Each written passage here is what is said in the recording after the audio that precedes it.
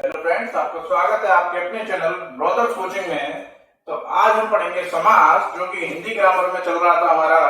तो हिंदी ग्रामर में समास को पढ़ लेते हैं। तो समास दो या दो से अधिक शब्दों से मिलकर नए सार्थक शब्द को क्या कहते हैं? समास कहते हैं।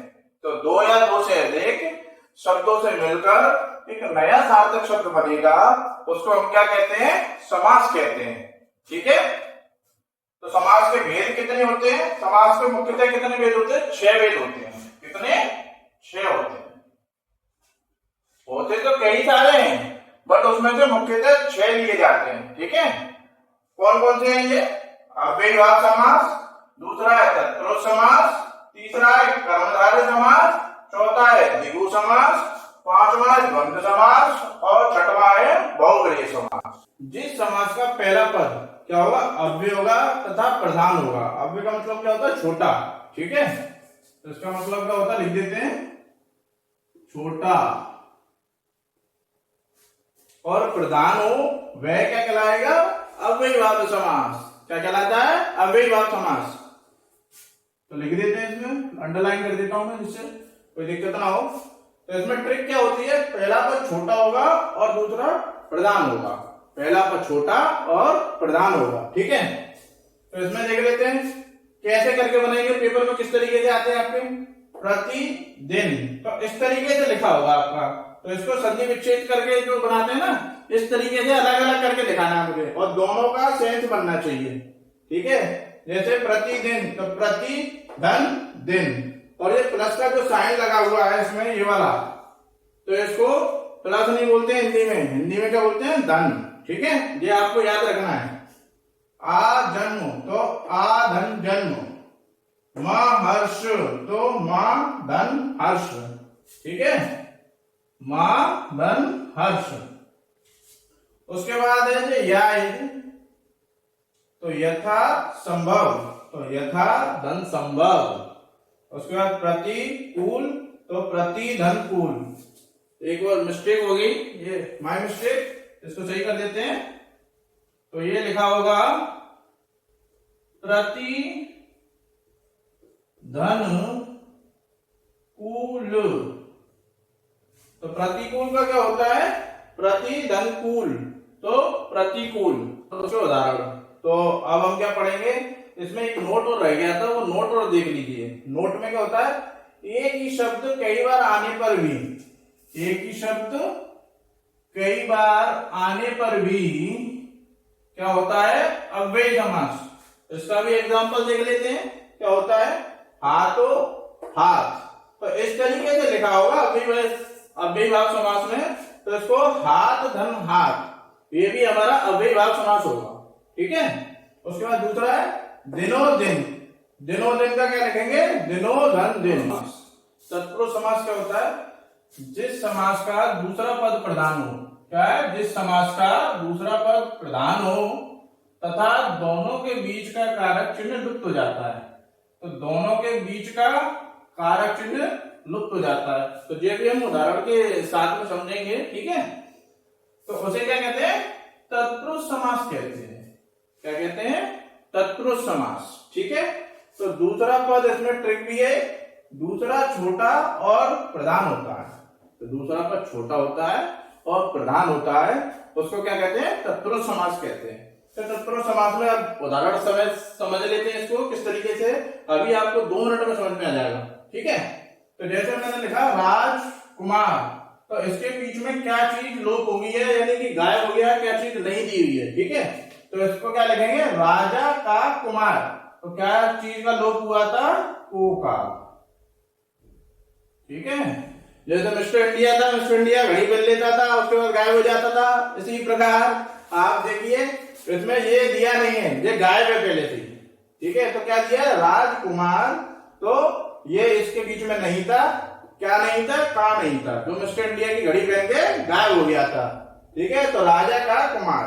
ठीक है। दूसरा देखिए राजपुत्र। तो राजपुत्र, इसके बीच में क्या किसका लोप हुआ है? इसके बीच में किसका लोप हुआ है? का लोप हुआ है। तो क्या लिखेंगे? राजा का पुत्र। समझ में आ रहा है आपको? नहीं आ रहा है तो आप मुझसे कमेंट करके पूछ सकते हैं। ठीक है। उसके बाद आ जाइए तीसरे पे, यश प्राप्त, तो इसका क्या होगा, यश को प्राप्त। इसके बीच में किसका लोप हुआ, इसमें का, इसमें को का, ठीक है। उसके बाद करुणा से पूर्ण, तो सॉरी करुणा पूर्ण, तो इसका क्या लोप होगा बीच में, देखिए, तो करुणा से पूर्ण, तो इसमें से बीच में गायब था, ठीक है। उसके बाद आ जाओ यज्ञशाला, तो यज्ञशाला, तो यज्ञ के लिए शाला, तो किसके लिए, क्या क्या लोग हुआ, के लिए, ठीक है। ऐसे ही पाप मुक्त, तो पाप से मुक्त, शिवालय, तो शिव का आलय, ठीक है। उसके बाद पुरुषोत्तम, पुरुषों में उत्तम, तो ये एग्जाम्पल हमने पहले पढ़ चुके हैं, अर्थात श्री राम के लिए प्रयोग किया जाता था कि पुरुषों में सबसे एक पुरुष है जो सबसे महान है, पुरुषोत्तम, यानी कि श्री राम, तो पुरुषों में उत्तम, ठीक है। इसमें का, इसमें से का, तो उसके 6 वेद, तो तत्पुरुष के कौन से 6 वेद हैं वो देख लेते हैं। तो तत्पुरुष के पहला वेद है कर्म तत्पुरुष, दूसरा है करण तत्पुरुष, तीसरा है संप्रदान तत्पुरुष, चौथा है अपदान तत्पुरुष, पांचवा है संबंध तत्पुरुष, और छठवां लास्ट अधिकरण तत्पुरुष। तो इसमें देख लेते हैं किस किस चीजों का क्या क्या होता है। तो कर्म तत्पुरुष में को का लोप होता है, किसका, इसमें को गायब हो जाएगा, मिस्टर इंडिया बन जाएगा को, ठीक है। तो चीज को आपको ध्यान रखना है। करण तत्पुरुष में क्या है, से के द्वारा का लोप होता है, ठीक है। लोप का मतलब, ये बार बार शब्द आपका आ रहा है, लोप का मतलब होता है गायब हो जाना। जो शब्द गायब हुआ था वो एकदम से अचानक से प्रकट हो जाएगा, मिस्टर इंडिया की घड़ी की तरह, जैसे बटन दबाओ वैसे ही आ जाएगा, ठीक है। संप्रदान तत्पुरुष के लिए का लोप, ठीक है। आपदान तत्पुरुष से अलग होने का लोप होता है इसमें, किससे, से अलग होने का।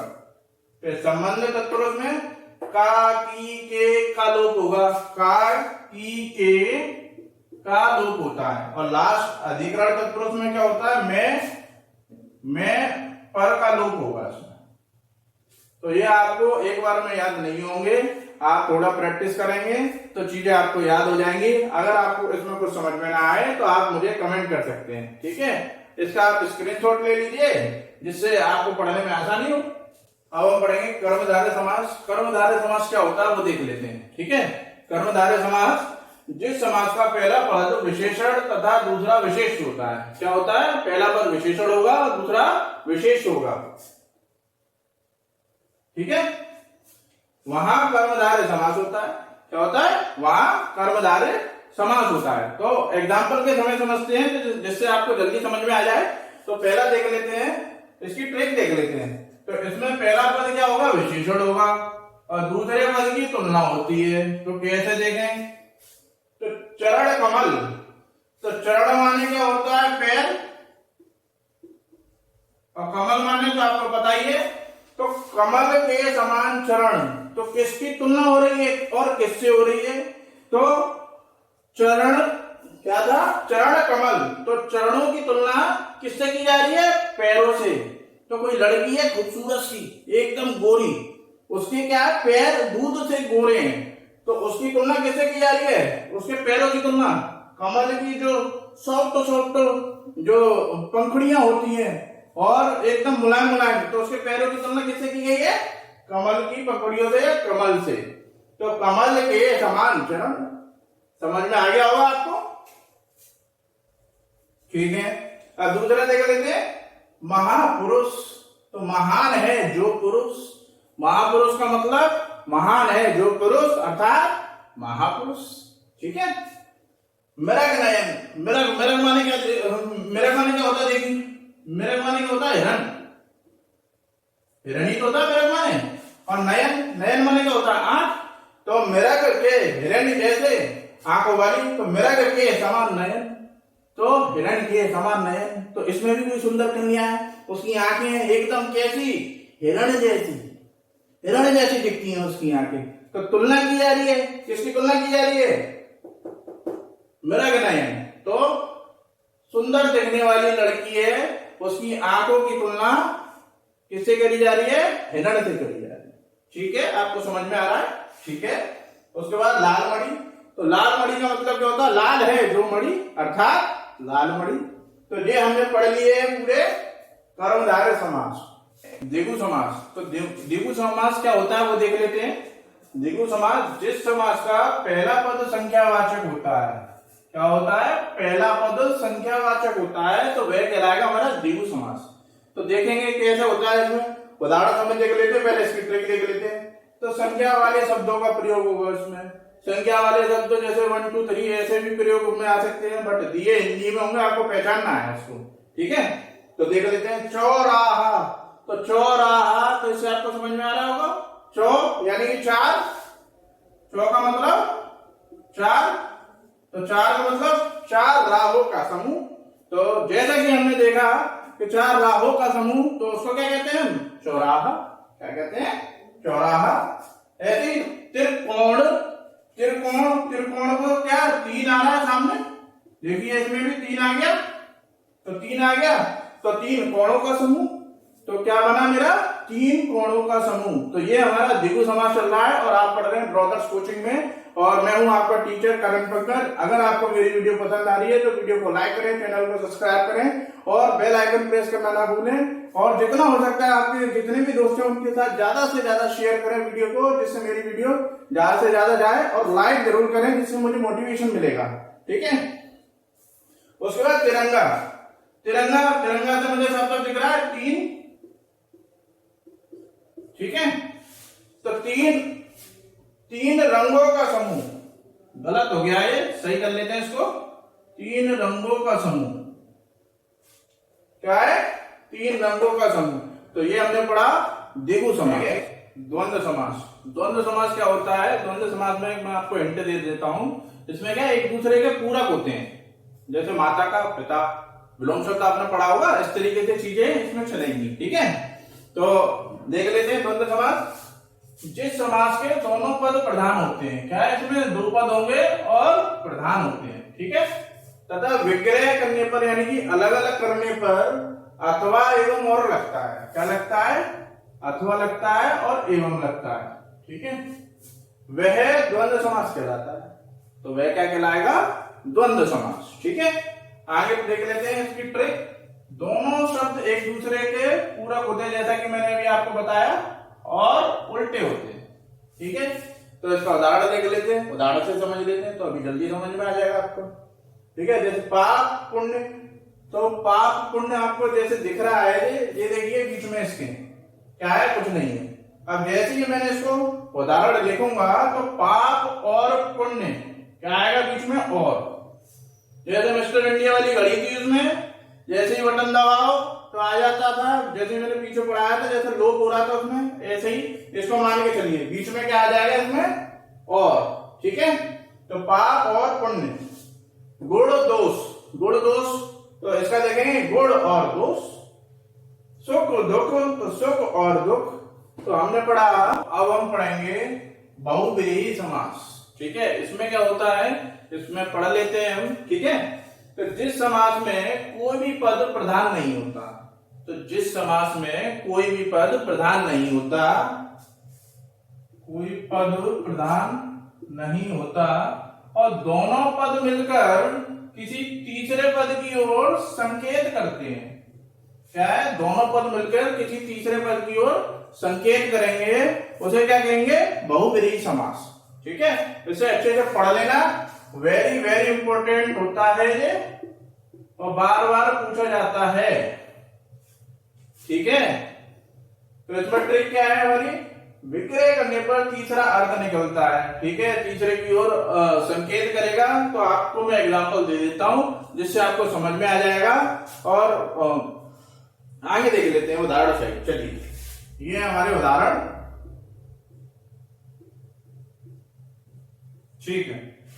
तो पहला जैसे ये एग्जांपल मैं दूंगा और आपको चीजें समझ में आ जाएंगी, ठीक है। देखते हैं, चतुर्भुज, तो 4 हैं भुजाएं जिनकी, अर्थात कौन?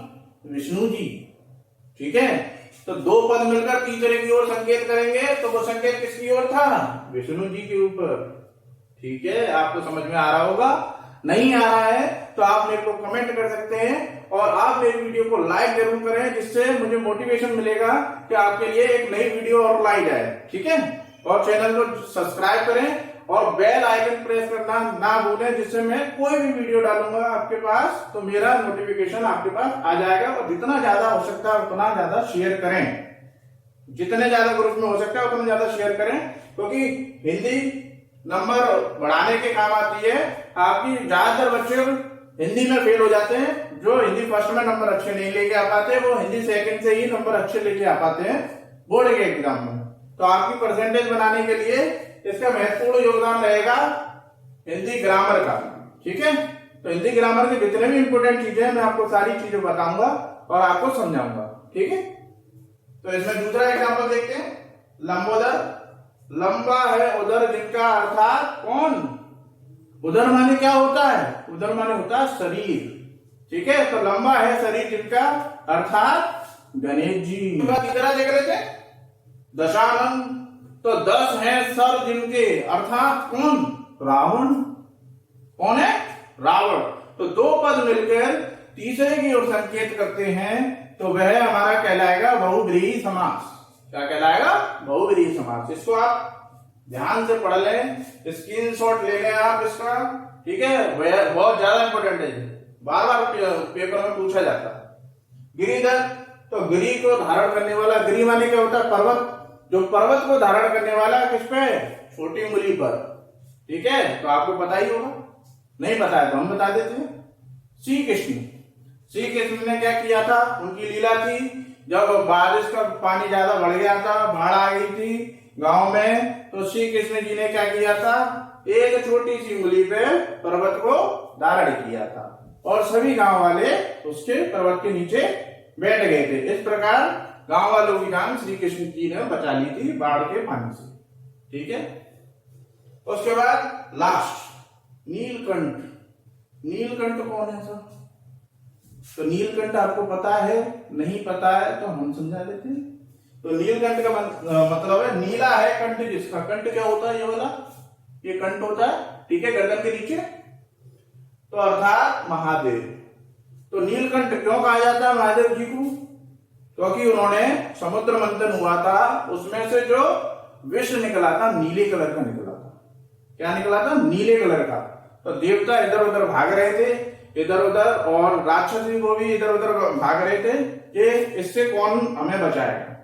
तो महादेव जी थे जिन्होंने वह विष पिया था और अपने कंठ में वह विष धारण किया था, इसलिए उनको क्या बोला जाता है?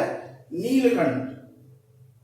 तो मुझे आशा है कि यहां तक आपको चीजें समझ में आई होंगी। अगर चीजें नहीं समझ में आ रही है तो आप मुझे कमेंट कर सकते हैं, और हमारा चैनल है ब्रदर्स कोचिंग, आप इसको ज्यादा से ज्यादा सपोर्ट